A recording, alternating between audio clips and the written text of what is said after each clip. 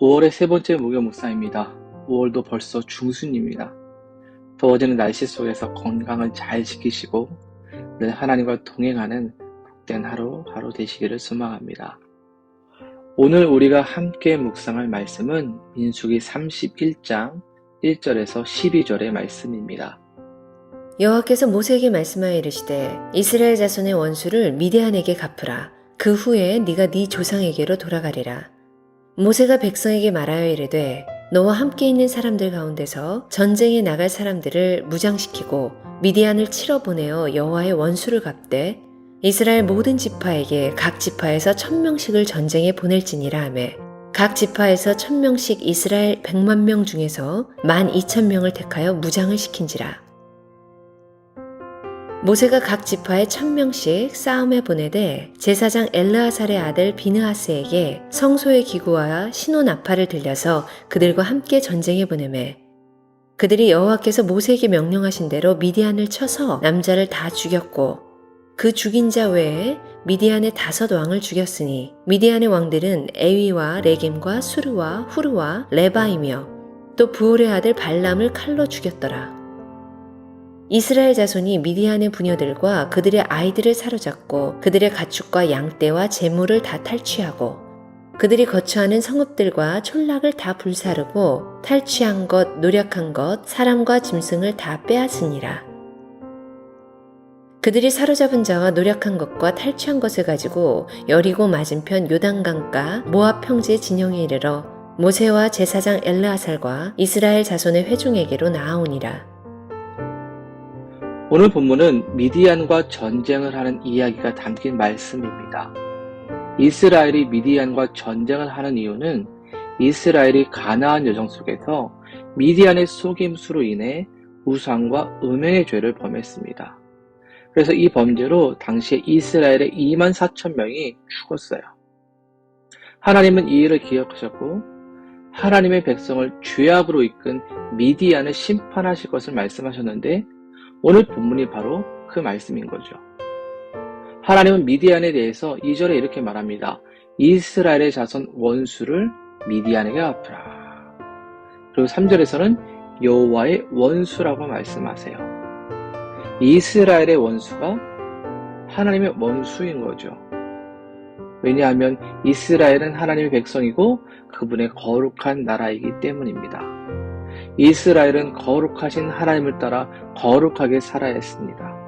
그런데 이스라엘이 범죄로 인해 이 거룩함을 잃어버렸고 이런 이스라엘의 하나님 나라를 이룰 수가 없게 된 겁니다. 그러니 원수가 된 것이죠. 그리고 이 원수는 결국 여호와 하나님의 원수가 된 겁니다. 이제 하나님께서 이스라엘을 통해 미디안을 심판하세요. 그래서 모세를 통해 각 지파에서 1000명씩 사람을 뽑아 무장을 시키십니다. 전쟁에 나갈 수 있는 준비된 사람을 뽑은 거예요. 그런데 본문을 보면 이들로만 전쟁하지는 않았습니다. 6절을 보면 모세가 각 지파에 1000명씩 싸움에 보내되 제사장 엘르아살의 아들 비느하스에게 성소의 기구와 신호의 나팔들을 들려서 그들과 함께 전쟁에 보냈다. 그러니까 하나님은 전쟁에 싸울 군대만이 아니라 제사장을 함께 보내면서 성소의 기구와 나팔을 보낸 거예요. 이것은 이 전쟁이 사람 대 사람의 전쟁이 아니라 여호와 하나님께서 친히 함께 하시는 전쟁. 여호와 하나님께서 군대의 장군이 되셔서 도우시는 전쟁이라는 거죠. 그리고 이 전쟁에 있어서 이스라엘 백성들은 자신들이 준비한 계획이나 전쟁 계략을 따라 하지 않았습니다. 7절을 보면 그들이 여호와께서 명령하신 대로 미디안을 쳤다라고 말씀해요. 그러니까 하나님께서 말씀해 주신 대로 알려주신 대로 싸웠다는 의미입니다. 여러분 생각해 보십시오. 사실 이스라엘이 사람 대 사람으로 군사력과 군사력으로 미디안과 대결해서 붙는다면 이길 수 있을까요? 아마 못 이길 거예요. 아니 이길 수 없겠죠. 지역적으로나 군사적으로나 이스라엘이 이길 수 있는 그 조건이 없기 때문입니다. 하지만 이 전쟁에서 놀랍게도 미디안을 쳐서 승리합니다. 그뿐입니까? 31장을 계속 읽어보면요.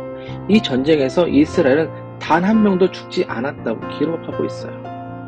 완벽한 승리가 아닐 수가 없습니다. 어떻게 이런 승리를 얻을 수 있었을까요? 하나님께서 함께 하시고 하나님이 주신 말씀대로 싸웠기 때문입니다. 이스라엘이 이 미디안과의 전쟁은 거룩을 잃어버린 이스라엘이 다시 거룩함을 회복하는 전쟁이에요. 다시 하나님의 백성으로 세워지는 전쟁이었습니다. 이를 위해 하나님께서 함께 하시고 이길 수 있도록 해주신 거죠. 치열한 삶, 전쟁 같은 삶을 우리는 이곳에서 살아갑니다. 그 세상에서 미디안처럼 우리를 속이고 하나님의 거룩한 백성이 되지 못하도록 죄악으로 우리를 유혹합니다. 그 유혹에서 우리가 설 수 없고 우리는 이길 수 없습니다. 하지만 하나님의 함께 하시고 하나님의 말씀을 붙들고 살아갈 때에 우리는 승리할 수가 있어요. C.S. 루이스 아시죠? 나니의 연대기 작가예요.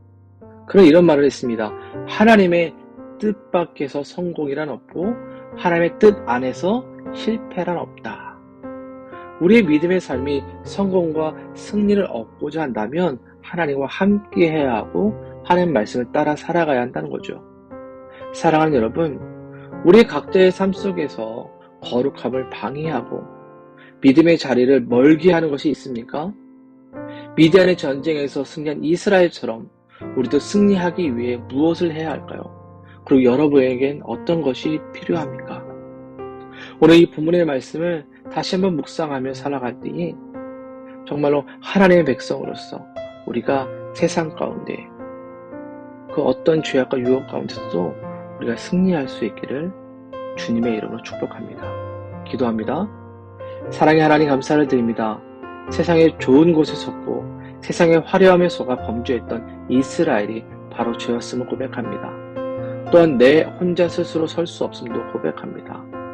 하나님께서 함께하여 주시고 하나님의 말씀을 붙들며 살겠사오니 모든 유혹과 죄로부터 우리를 보호하시고 승리하게 하여 주옵소서. 그리하여 하나님의 거룩한 백성으로 살아가며 우리를 통해 하나님의 뜻과 나라의 영광이 나타나게 하여 주옵소서.